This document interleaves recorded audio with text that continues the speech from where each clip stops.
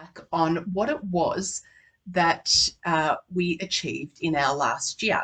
So, thinking about how much progress you've made in terms of your health and your fitness, your activity levels. So, taking the time to examine what exercise habits you adopted, what foods or what changes to food you made, whether you added some healthier snacks, whether you eliminated certain things, and also looking at what healthy habits changed over this period. Now, this last year has been quite an interesting year. It's been the first year really bouncing back from COVID lockdowns and the whole experience, that quite stressful experience of COVID. And so there were many changes that people had to make, returning back to work, getting back into routines. There was a lot going on for this year. And getting back into work mode or renewing businesses after the impact of lockdowns has taken definitely front and center. But it's a really important thing to do before we can start to think about what we'd like to achieve in 2023 is to reflect on, well, what did we achieve in this year?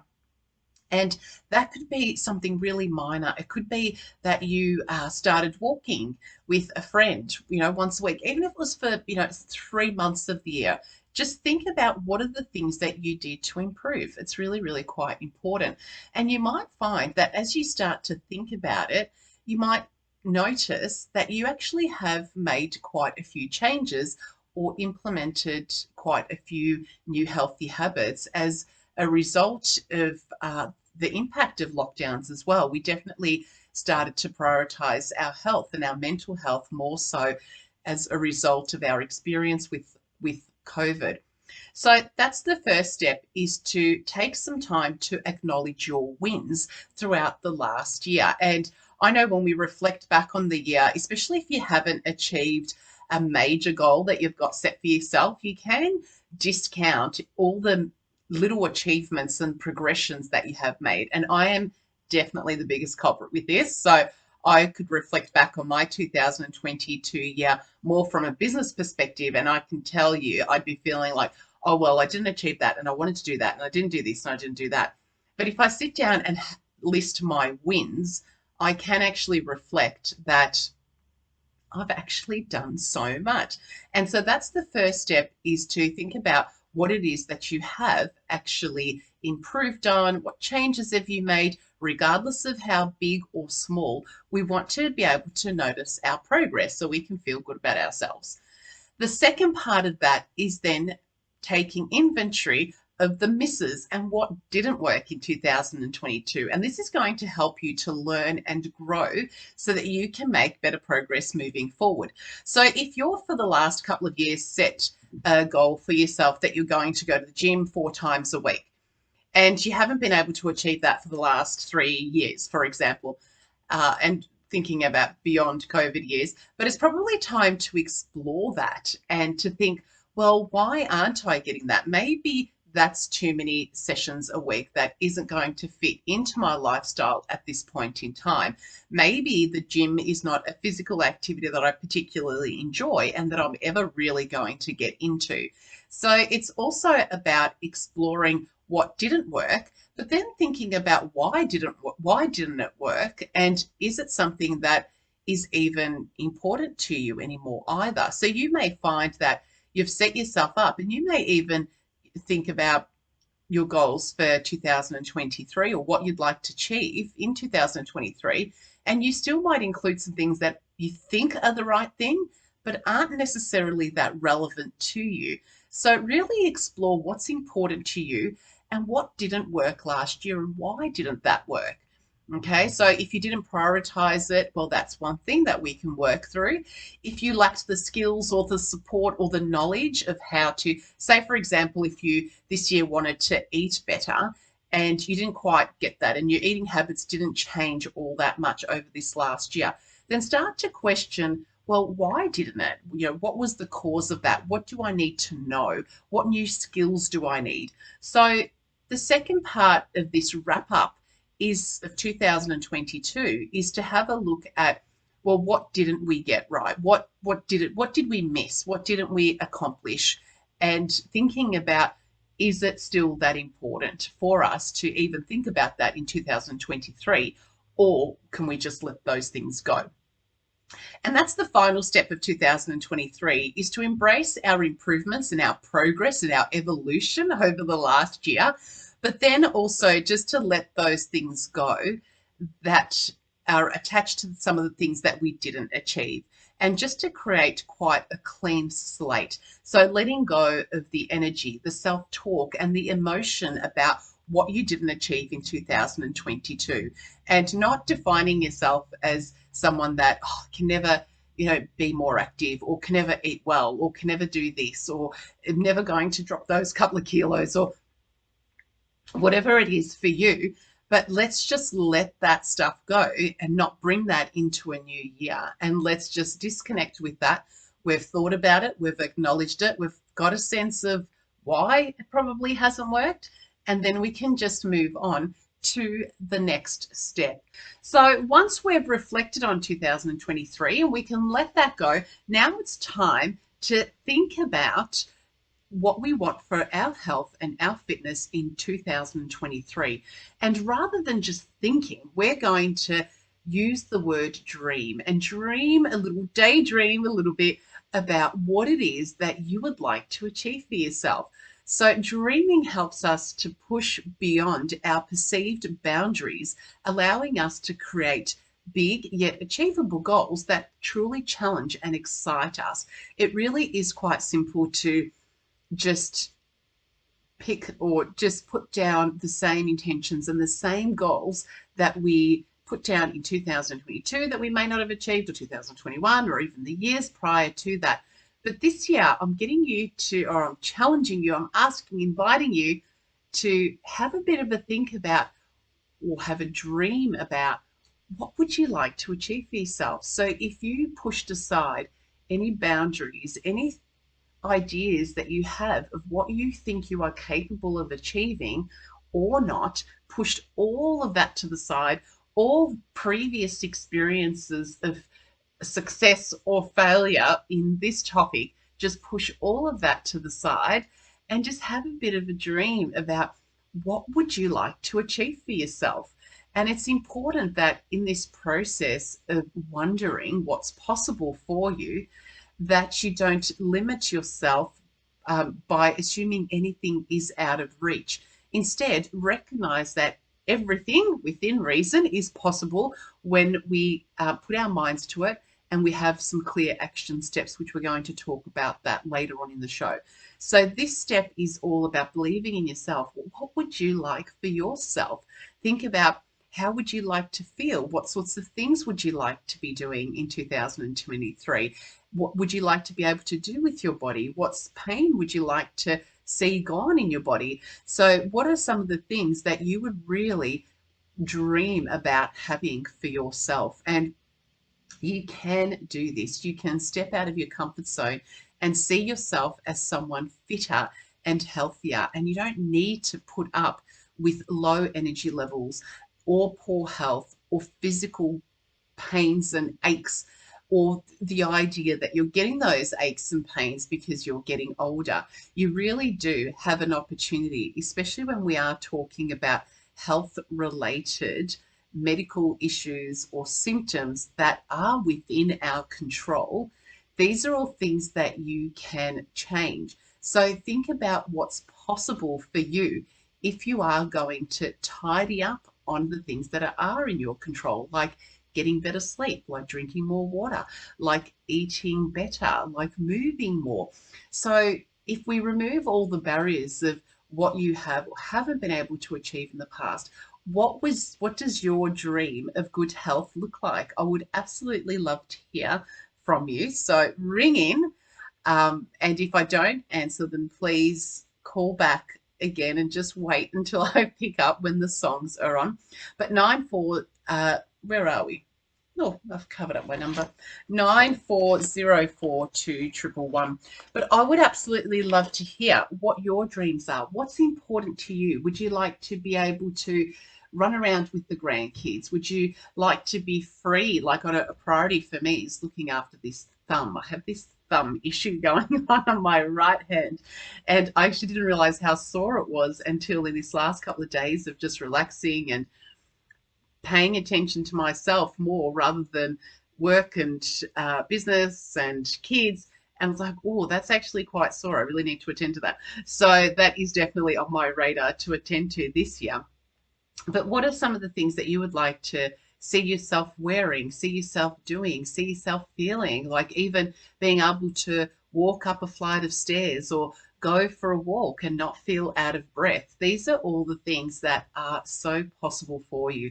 And one thing that gets me really excited when I'm talking about health and well-being is because I know that I feel so good in my body as a result of living a healthy lifestyle and making healthy food choices and being active, that I would absolutely, and I do, I love sharing that with other people because I know that we can be feeling so good.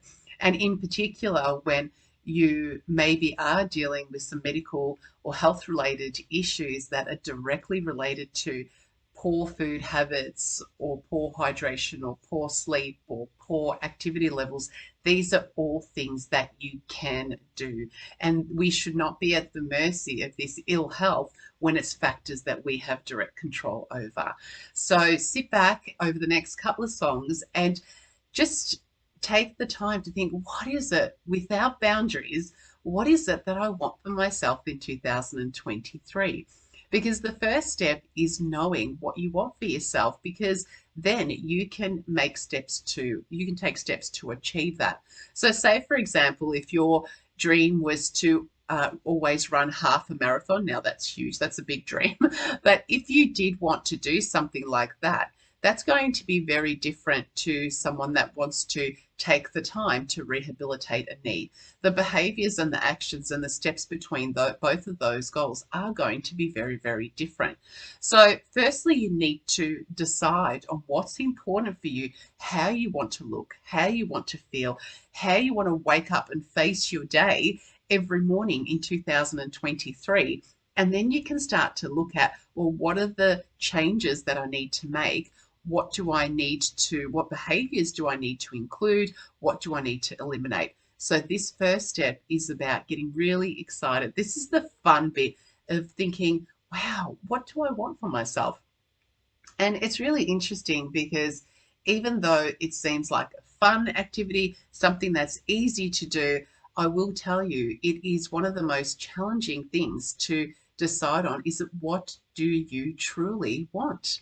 And I remember quite a number of years ago, someone just looking me straight in the eye and asking me that question. And I really couldn't answer it. It took me a long time. It wasn't an answer that sprung out of me really, really quickly.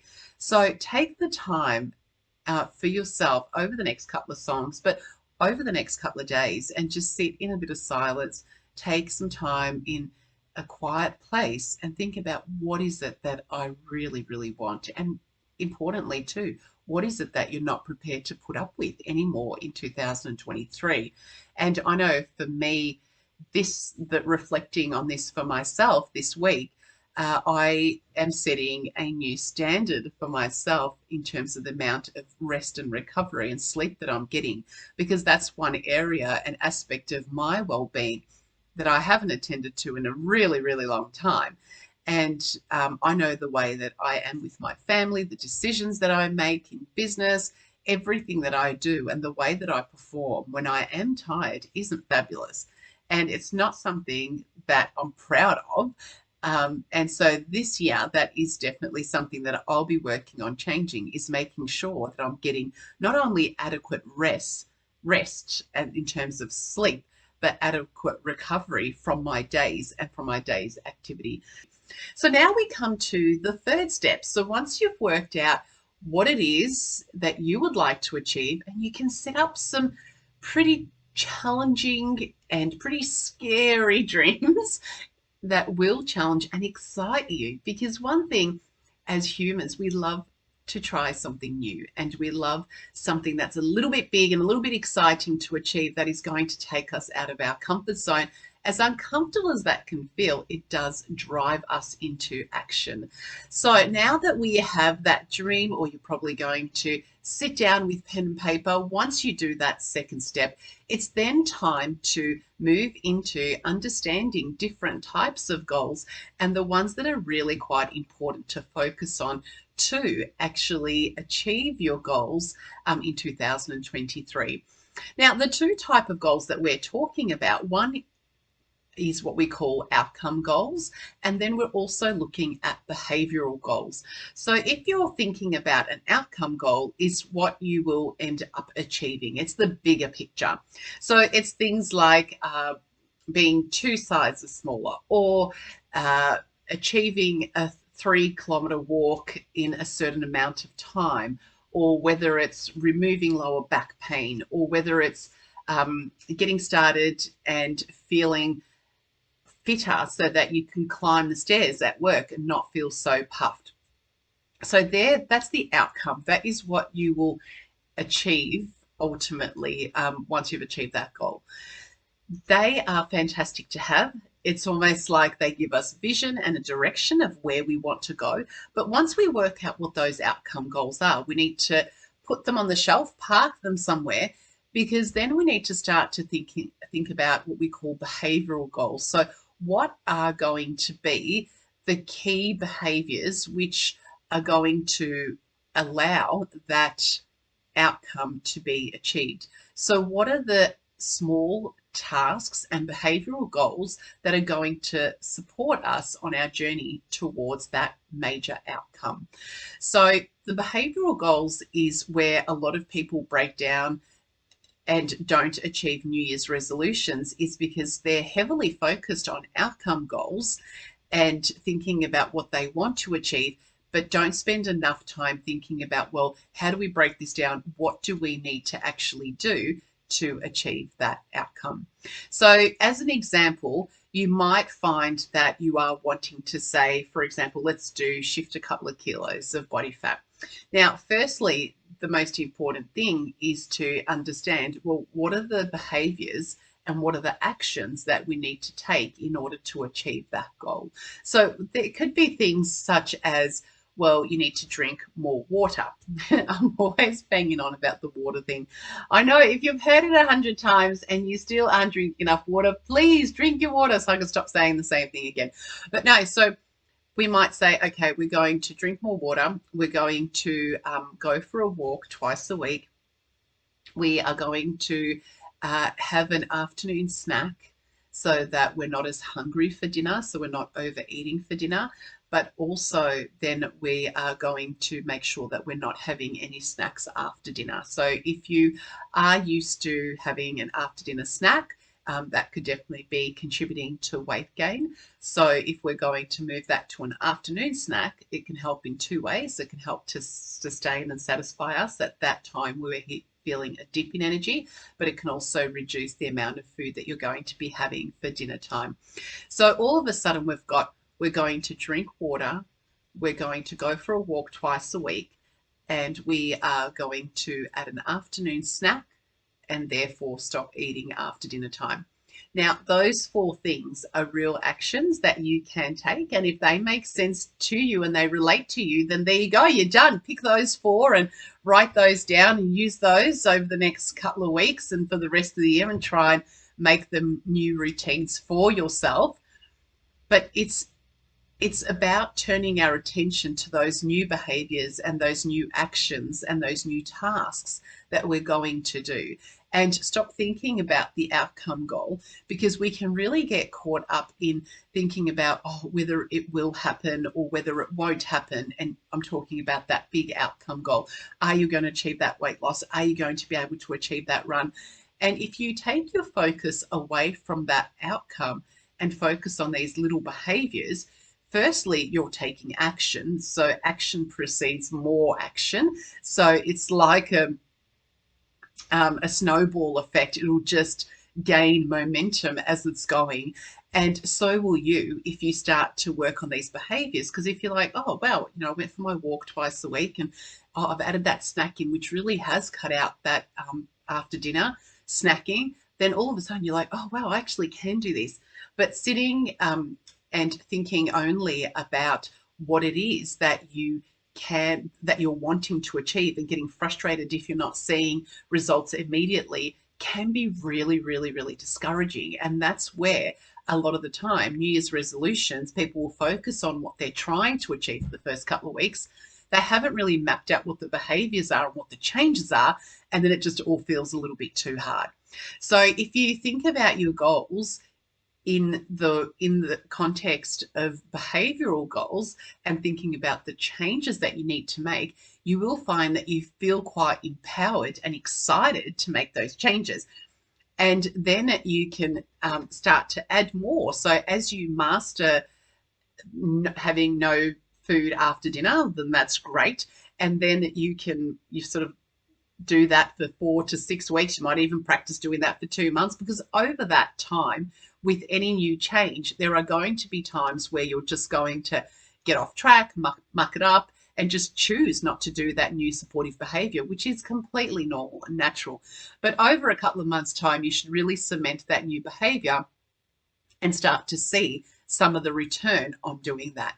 So that's the first step, is definitely to work out what your behavioral goals are going to be in relation to a specific outcome that you're wanting to achieve. So that's our third step. Now that we know what we've achieved this year and we've summarized that, we've moved into dreaming about a new possibility for us and for our well-being in 2023. And now we're going to not only think about the outcome goal, but more importantly, these behavioral goals and what are the steps that we're going to take.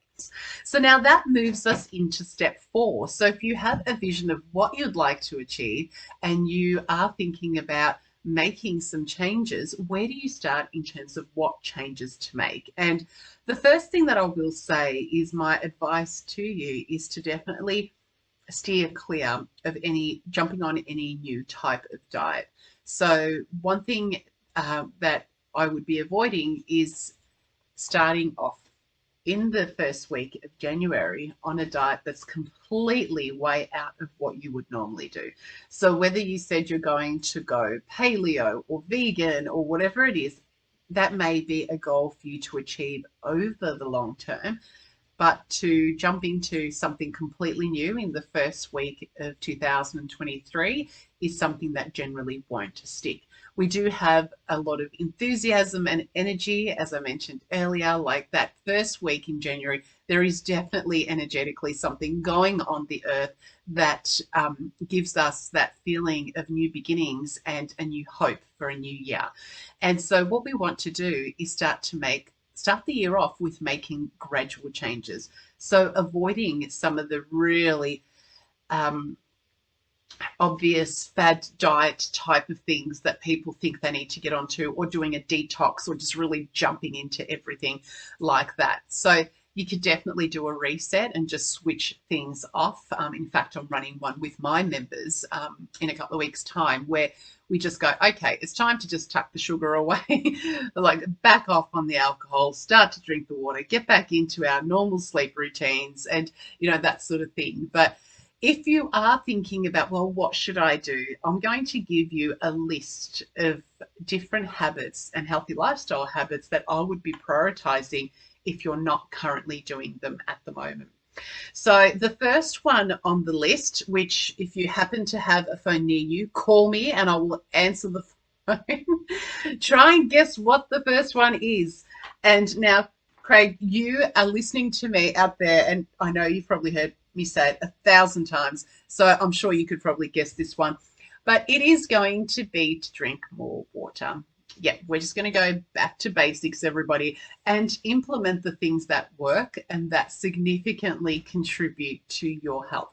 We're going to steer clear of all the fancy stuff, and we're going to go back to pure basics that work, and we're going to strengthen those initial behaviors and those basic behaviors first.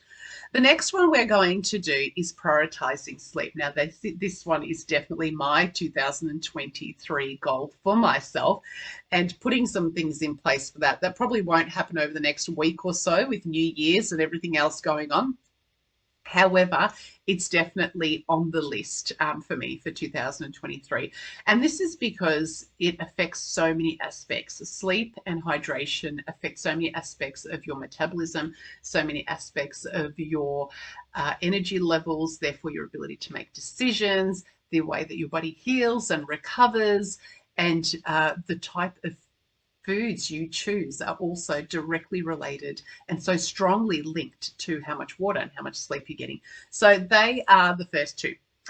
The next one I would definitely be looking into is avoiding eating after dinner, trying to eat an earlier dinner, try to be done by about 7 o'clock, 7:30, the latest if possible, so that you are then avoiding any food or snacking after dinner. Now, this is a big one. I find that this is more of a habitual behavior rather than people actually being hungry at that time. It does contribute significant calories to your diet or to your body at a time where you're not using them, but also it does also contribute to bloating and a feeling of uneasiness the next morning, which makes you feel like you don't want breakfast, and then you're skipping brekkie, and then it's setting up another poor day.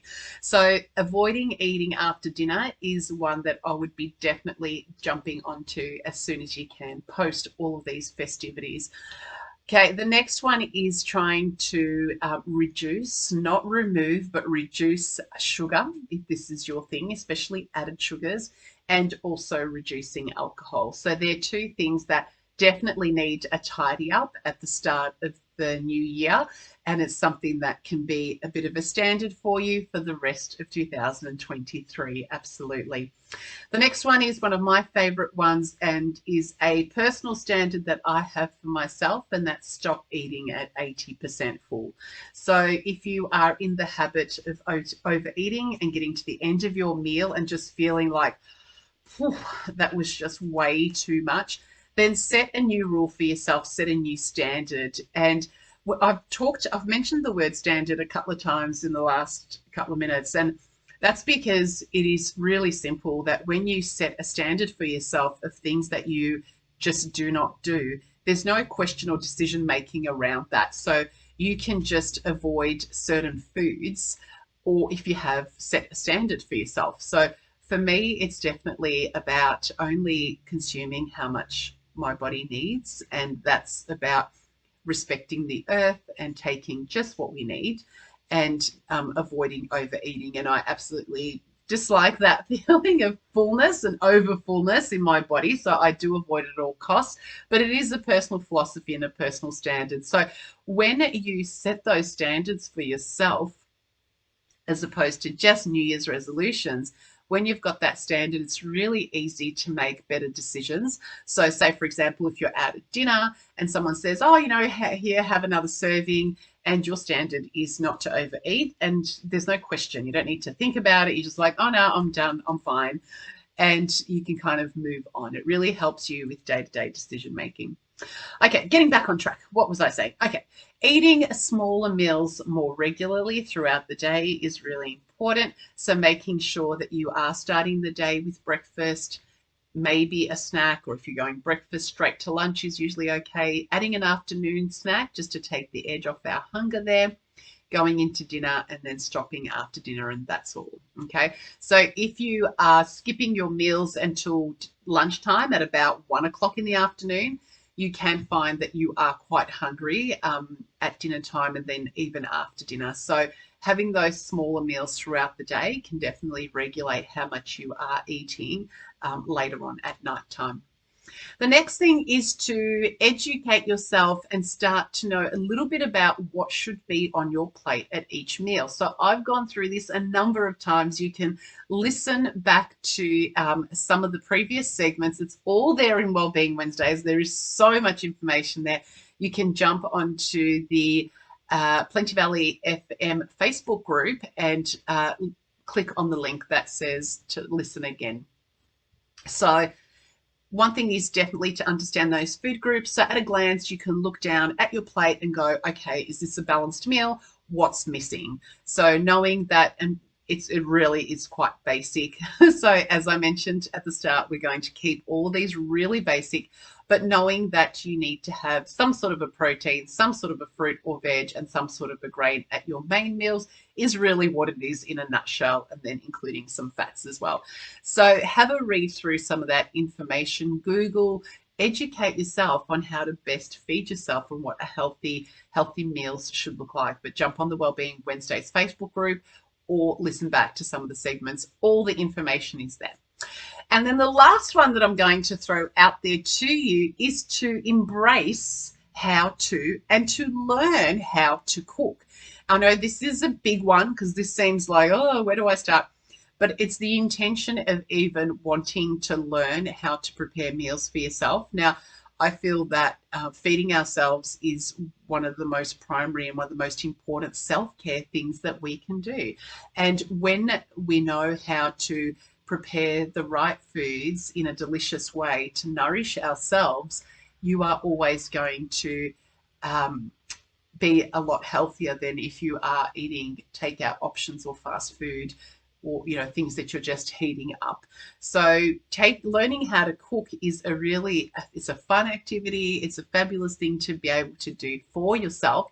So that's why I'm definitely adding that in, because a lot of the times when I'm working with people, I will hear that they dislike cooking, they don't know how to cook, and therefore that generally leads to making poorer choices. So embracing really beautiful, fresh produce, knowing what to do with it, keep it so simple.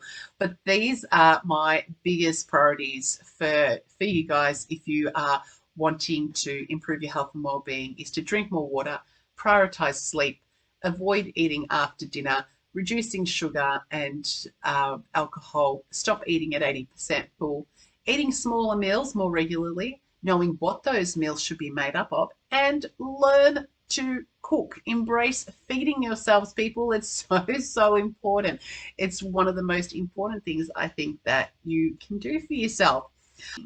And now we're going to put it all together and create a little bit of a plan for yourself in this, what we could call Project Self for 2023, a healthier, more energetic, more active version of yourself that is so possible. And it is so important to strive to achieve it, because feeling good, like I've been saying on every show since we started, and this is, I think we're up to show 26 now, is that feeling good does really feel good, and it takes some basic changes. We're going to keep it simple. We're not doing huge overhauls, but some basic changes to look after this body and mind that we live in on a day-to-day basis and enjoy our experiences through is just so important. And just knowing that you are so capable of making these changes. I know it may seem hard. It may have seemed hard in the past, and you may have mucked it up, but there usually is a variety of reasons. And when we stick to the basics and we keep repeating the basics over a long enough period of time, we can become a new version of ourselves and have a new way of functioning, and new habits that we live through, and new routines. And we all of a sudden start to have healthy habits on autopilot, and habits that are serving us rather than things that are taking away from our energy and taking away from our well-being and ultimately our experience of this lifetime. So super important. So putting it all together, you could probably think, well, how do we write our goals? And I'm sure that a lot of you are probably thinking, that are listening may be thinking, okay, well, you just write a SMART goal. And I'm going to avoid encouraging SMART goals today. Now, if you haven't heard the term SMART goal, it's definitely worth looking up. But I'm going to take a little bit of a different angle. So instead, I'm going to explore with you the idea of the 4 W's and the 1 H. And you probably have heard of these before. And this is involved a lot in project management, when we're taking on a new project and we want to answer the 4 whys, which is who, which is what, and then it's why, and then when, and the single H is the how. So I think this is super important, because we start to explore not only just what we're wanting to achieve, but who do we want to become, in 2023? What sort of standards, what sort of values do we want to uphold for ourselves? Do we want to, get really serious about living in a healthy body and reducing our health risks as we get older and being able to be independent by living in a strong and healthy body? So definitely, who do you want to become in 2023 is the first of the W's. Then we're going to look at what. What do you need to change? What do you need to do? And that's part of the behavioural goals that we were talking about earlier. Let's start to unpack what are the actual tasks, what are the actual behaviours behind what you need to do. The third one is why. So ask yourself, and this is really important, why do you want to achieve this? And unless you have a really strong why, it really is quite hard to stick to new changes, okay, especially when we're launching these new changes and these goals at the start of the year as part of New Year's resolutions. So definitely strengthening your why. Is this important to you? And getting real with this and diving quite deep into this and getting quite honest is super, super important. So you can address maybe a fear of watching parents go through certain health issues that you don't want to experience yourself. It may be that you have been told by your health practitioner that if you don't make the changes, then you are staring down the barrel of heart disease or type 2 diabetes. So getting really stuck into your why that will support your changes. Because if your why is to look better in a pair of jeans, that isn't a very strong why.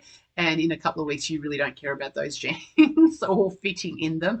So it's not going to get you to stay on track. So being healthy for yourself to avoid health risks and also to be there for your family are the real whys that we need to be focusing on. Then you're going to look at when. So when are you going to make these changes? And I think that's super important. So if part of it is that you're going to start to go for a couple of walks, definitely the when component is something that you need to get started with, and putting some times and some dates so that you can actually take action. And then the last one is the how. How are you going to do this? Now, this one is really, really important because a lot of the times people don't think about the how. People know what they want to do, but they don't realize how. The how part can be quite challenging, especially if it's a new skill. So if you're wanting to join a gym, for example, I know that that's what you want to do. But if you walk in there and you don't know how to use the equipment, you're not going to stick to it. So the how part is, what do you need to learn? What do you need to get help with? Where is this help going to come from in order for you to be able to be comfortable enough and to be able to achieve some of those tasks and those new behaviours and make the changes that you actually need to make.